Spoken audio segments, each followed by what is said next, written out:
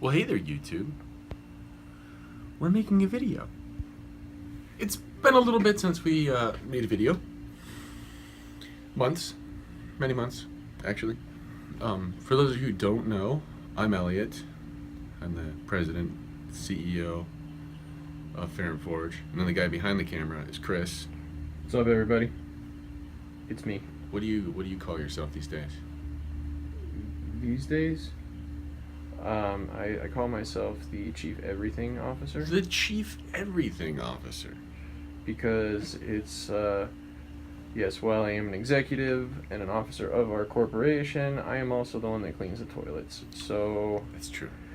That's true. Yeah, I'm simultaneously at the top and the bottom. And the bottom all at the same time. It's really a fun spot to be in. Isn't it though? Small business. It's cool. Wear a lot of hats. That's for sure. So in this delightful video, which I'm sure is going to be full of rambles and odd... I'm going to try and keep you from rambling as much as possible. Very odd tangents. Let's stay focused on the knives, because I know everybody they want to see the knives. People don't care about you and me, right? They just care about the knives and what we make. Well, that has become clear. So, this is going to be a video about the Stinger XL Makers Choice. But before we get there, I think it's important to start at, maybe not the beginning, but where the Stinger XL comes from.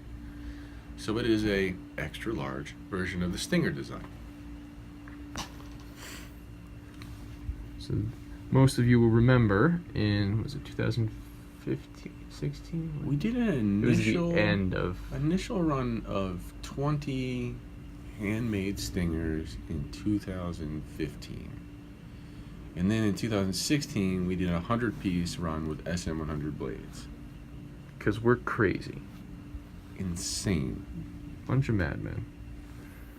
So this is one of the, the Stinger XLs, or the Stinger, the SM100 Stinger, was kind of a historical knife, since it's the only time anybody has ever applied SM100 into a somewhat production setting. So we had to keep some. We're going to keep one for ourselves. Definitely. Photo. Mm-hmm.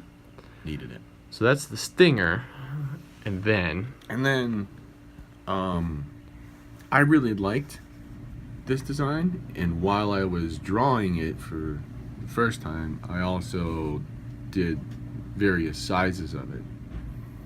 And so the Stinger XL is something we've wanted to do for well, since 2015. There is actually a prototype that is out there in the world that was made in 2015 of the Stinger XL. I know the guy who has it too. So, Stinger XL, we bumped up to the 4-inch blade. Because why not? Because why not? Mm-hmm. Well, we haven't made a 4-inch bladed knife since 2014. And it was time. It was time to go big. Mm-hmm. We wanted to make a big one.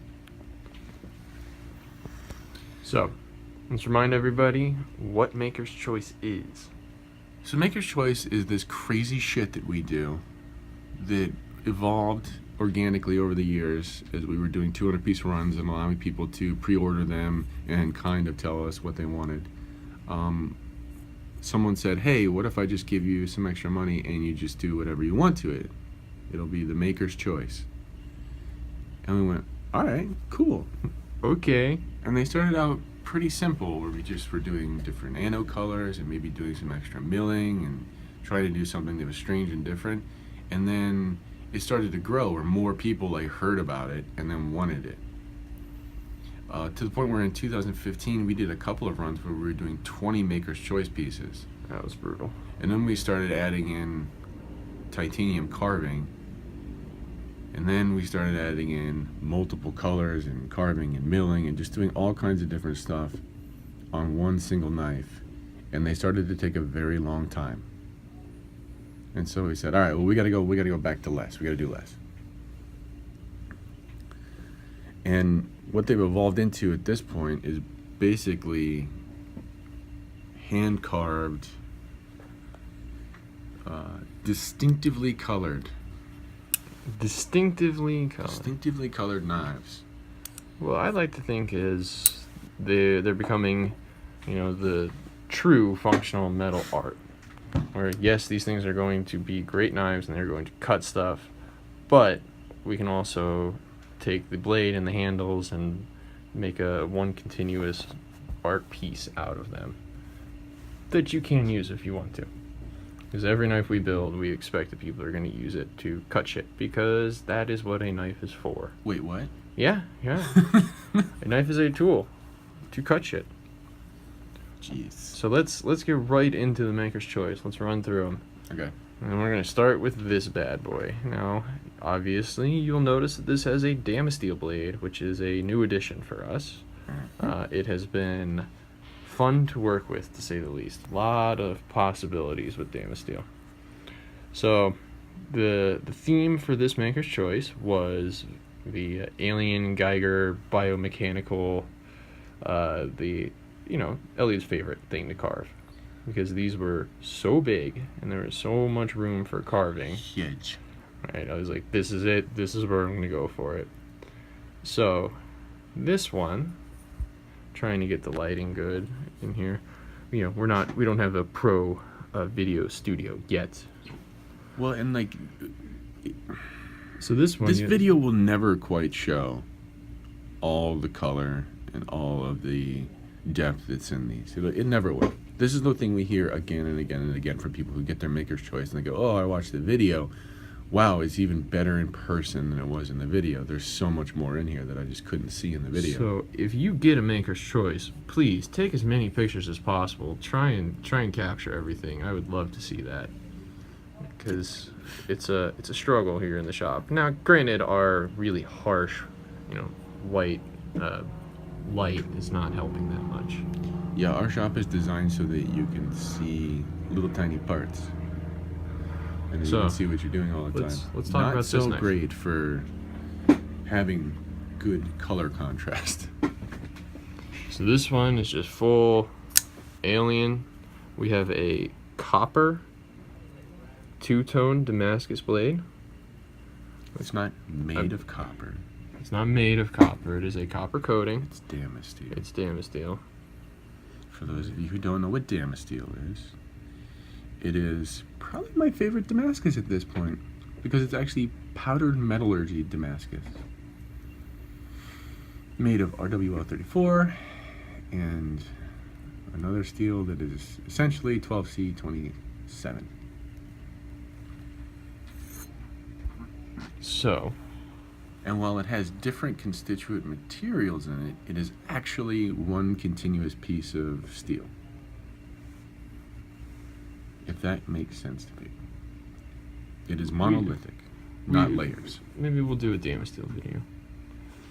So this guy, do you have a name for these, or? Oh, hell no. Alright, so this one has been... Well, here's what we did. Right, we knew that we had a certain amount of Damasteel blades, and because there is a lot of room in H.R. Geiger and biomechanical style to have holes, and holes are fun to do anyway, they create depth. We took all the stuff that had Damasteel and made sure that there were holes in them. So there were at least some kind of puncture pier shapes that were in that, so that you could see the Damasteel blade when the knife was closed, which was fun. So there's more sort of flow through here than we've ever done before in any Maker's Choice run.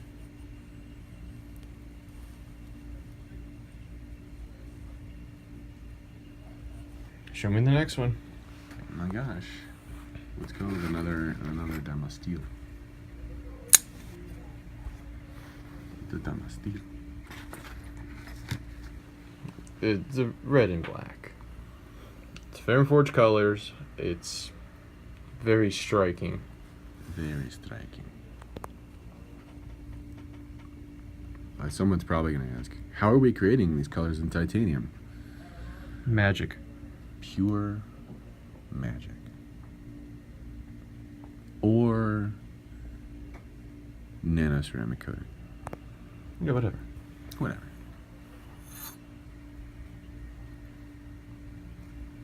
and then judicious manipulation of said colors via all of the things we learned in preschool. That's kind of spectacular. Did you get it? Did you get it, bro? Did you get all the angles? Working on it.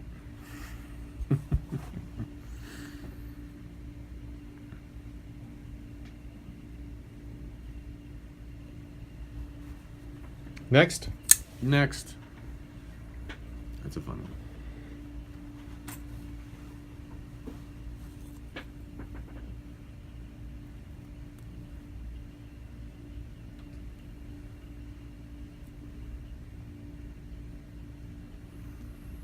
This one has a little bit of purple in there, a lot of bronze. A little bit black. Some of that.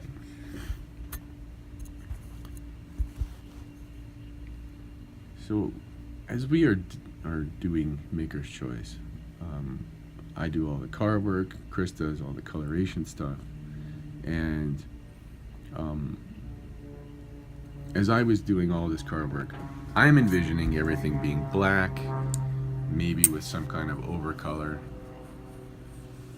and then we argue about it. And then Christopher shows me something and I go, okay, yeah, that's cool. All right,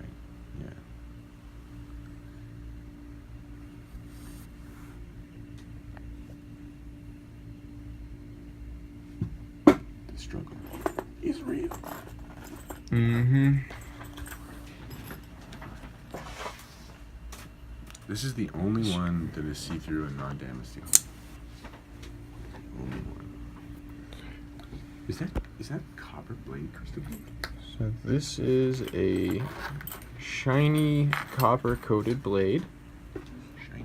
which does get washed out in our unfortunate lighting here in the shop. Oh. You know how it goes. I figured that one might be challenging. Mm-hmm.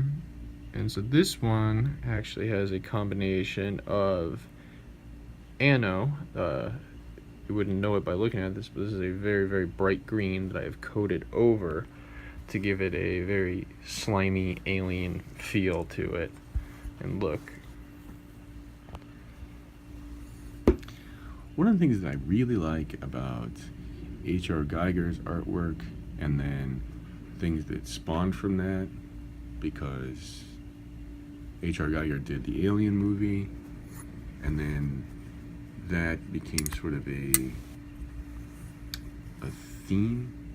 I mean, now it gets classified as biomechanical art, and there are just so many instances and iterations of some of the initial themes that HR did, to where there's almost limitless possibility. I mean, as I go through and parse the internet looking for different expressions of H.R. Geiger's work or the themes that are in it, like I just came across so much stuff where it was like, wow, I could do biomechanical all day, every day. Never run out of stuff to carve. And then there's this knife. I'm not going to lie.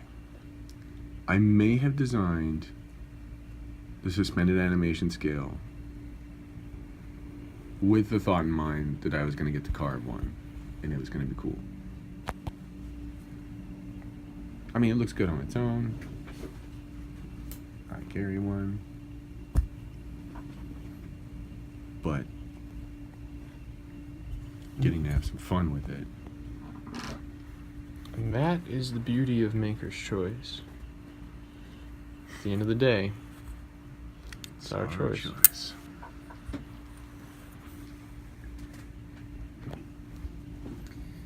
Doesn't stop me from trying to request things, though. I still keep requesting. So this one The coloring is a combination of two different nano-ceramic coatings, and very specifically because I wanted the color on the blade to be the exact same color on the handle, so that it was all one continuous piece and that everything flowed through from the blade into the carving and as one complete knife. Yeah, this one was, I like this one a lot. I like it a lot. And then, And then so there are a couple of non-Damasteel Maker's Choice. This one, very, very alien-ish. And this has a special blade with a swedge on it. hey, felt like making a swedge. So then this is a very high voltage green, and you can see how it's kind of, it's got some like purpley pinky splotches coming through. It's a color that I really like, especially for anything that's sort of, you know, alien or zombie or something themed like that. It's got that look. It's got the look. It's got the look. This was a pain to do. What? You'd think it'd be simple, but no. No. Moving right along. So of course we had to do a purple and black Damasteel blade. Had to. Had to. Mm-hmm.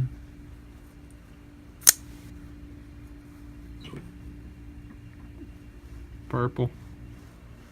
So this one is black. There's a lot of bronze accents in there. There's a little bit of purple down in there specifically. So in the closed position, you have purple sitting up against purple.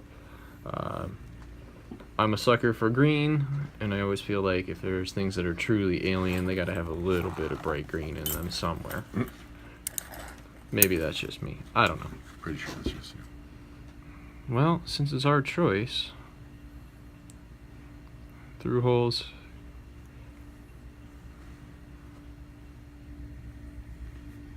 Ooh, and then there's this guy. Ooh, he says.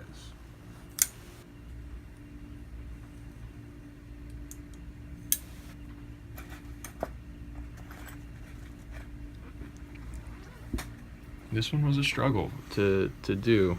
Both Elliot and I were at a loss for a while because he carved this thing up, and looking at it like, yeah, I mean, that's crazy. You got a lot of different patterns, a lot of different elevations going on here. I couldn't see a lot of his carvings. I see a very clear way to separate out segments and do different colors and different segments of it. In this one, I was like, I don't know how. I don't see it. And then just kind of had a little, well, you know, what if I just start removing some of the coating in certain places? And it started with just this little section up here, and then I just kept going with it, and I'm really happy with the way that it turned out.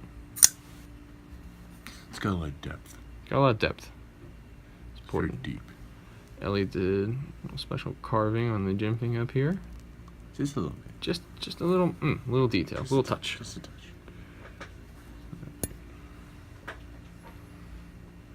Because really, if we wanted to stay in theme with anything alien or Geiger, like black would be fine. Black. But Slimy. just in the same way that a plain gray knife doesn't really suit us as makers, a plain black knife, I just feel like it needs a little something extra. Maybe some green. Do you agree? This one took a while. Yeah. This was one of the ones where Elliot was just like, this is what I want the finish to be on it. Must be black. You must Yeah. have black underneath and then a color. You wanted green. You were like, I said want green. Good. Very, very specific about that. So again, we're pulling, the blade has a two-tone. It is a black coating with green coating over top to give it that black and green look that pulls through into the handle.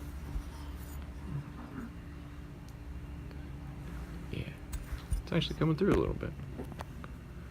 This green is very difficult to capture on camera. I'm glad it's coming through just slightly.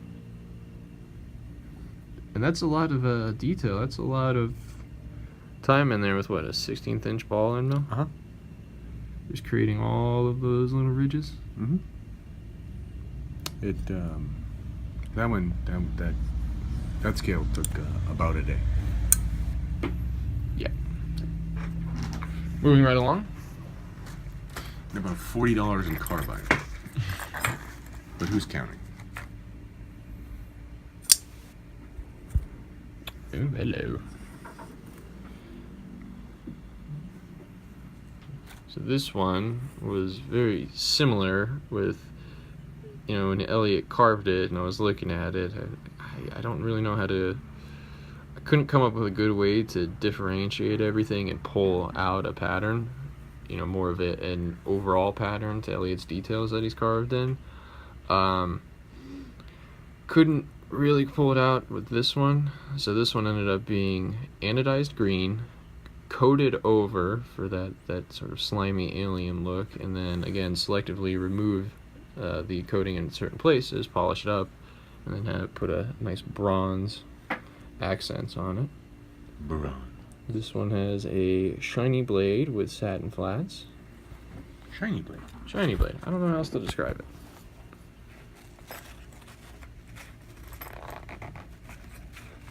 Something that's a blade finish that I don't think we've ever done. Not to my knowledge. I like it. I like the way this knife came out a lot. It's not quite as in your face as some of the Damascene steel ones, but still nice and slick.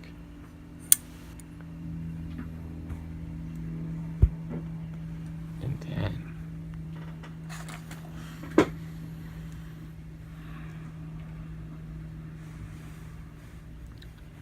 there is a little bit of struggle as I'm like in a theme that is as strong and has dependencies on technique as sort of H.R. Geiger inspired stuff.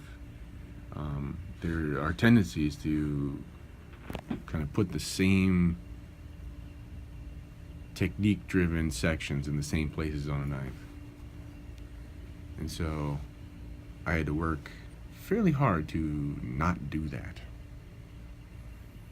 So like, while if you were to take all of these as we will at the end and look at them, you'll see sections that are similar in most of them. Where there are parts of, you know, one thing that I carved, you'll see it in another thing, which is,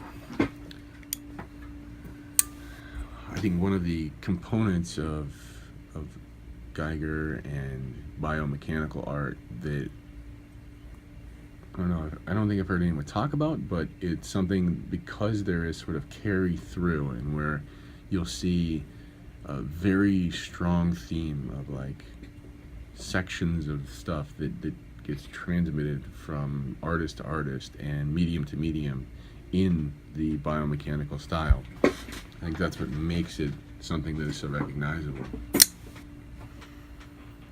So this is very true in this round of Maker's Choice, where I try to be I try to create as much difference from knife to knife, but stay in theme and not be repetitive. It's kind of hard.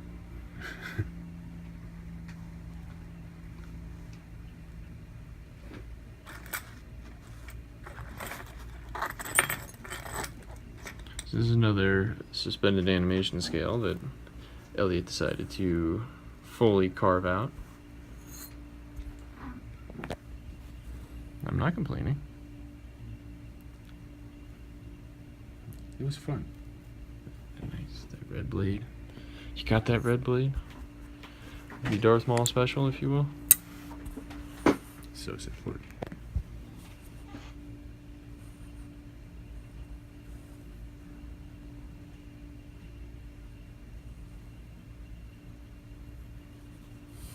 Yes. really like the red and black ones. I bet you do. They're very dramatic. They got a lot of pop to them. Yeah. I'm pretty proud of these knives, bro. I saved your favorite one for last. This one is special. They're all pretty special, but so normally I avoid doing any sort of gradient ano or any sort of fade like that. So I get this lighting correct so you can see it. But the way that Elliot had this set up, it's like it has to. So it starts from a bronze, and we transition through purples and through different blues, and then finally up into a bit of green, just the tip. Just the tip. Mm-hmm. Beware those green tips, though. Ooh. Mm-hmm.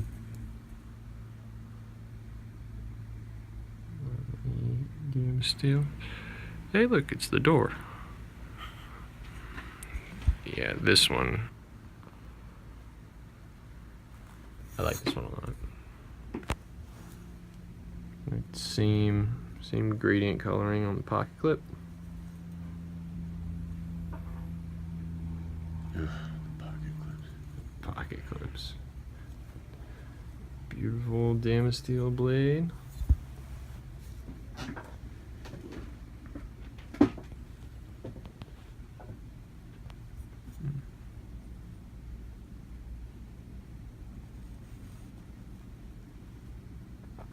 I mean, how long did that take with little end mills? Create all those little striations. Oh, no time at all. Just like, whoop, just basically I think it and it's there. Oh, you too? Yeah. That's how I do ano. You just think it and it's there. I just think it and it's there. I guess we should have brought like a what these scales start out as. Just a plain scale. So you can see like what happens to these damn things, like how much. Well, let's go check it out. I'm just going on a quick little journey into the shop.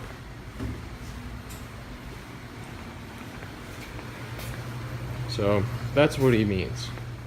Is that all of those start like this. Just full slab scale. There. That's better. So that's quite a bit of material removed.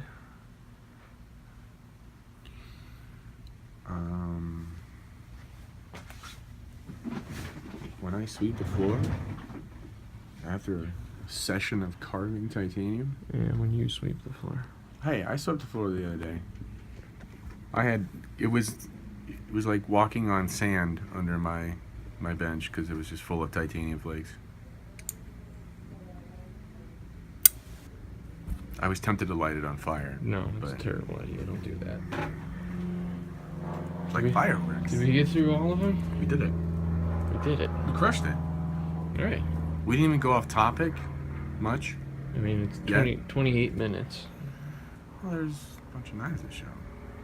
No, I mean, that's good. Normally we're about halfway through at half an hour. Yeah. Alright, guys, I like knives. What are we talking about now? We got all this free time. Whew. We could keep it simple and just sign it off. Well, there have been questions. What kind of questions? People have already asked, even though it's only September, what are you guys going to do for next year? What's going to be the next ride? What's next? What's next? What's next? And truth be told, we don't know yet. At this point, I have no idea. Well, I don't have no idea. I have a plan-ish. It's plan-ish. Ish. Ish. Mm-hmm. Well, Christopher and I know that we can't keep doing things the way that we're doing them. It's just not working. No. No. We're back on the tracks. Wow, things have gone off rails. Okay, I'm going to try this one more time. So, we're not going to do 200-piece rounds next year. Chris and I are over it. We've made a lot of knives in the past 5 years, and it is becoming less and less fun. So we want to sort of refocus, retool, and do more one-off, Maker's Choicey, fun stuff. That means that there will probably be a whole bunch of new designs for next year. Probably, I will design 10 new knife designs for next year. We'll see if we get to them. They come out of our shop that Chris and I built. There's going to be more mass drop stuff. The designs are already there. Sometimes you can see them in the background. And we'll see what other stuff comes from design collaborations. I mean, I design a lot of knives for a lot of people. Whether or not they build them, I hope. And that's about it. So, like every video, we say that we're gonna try and do more. So as we get some more details and we get things figured out for what's going to be coming out of the shop and what we're doing over the rest of this year in 2018, we will keep people updated. I think you guys are going to be very happy with what's going to be happening with Ferrum Forge. Yeah, that's what I got. Avita's in. You are a weirdo. Bye, YouTube. Bye.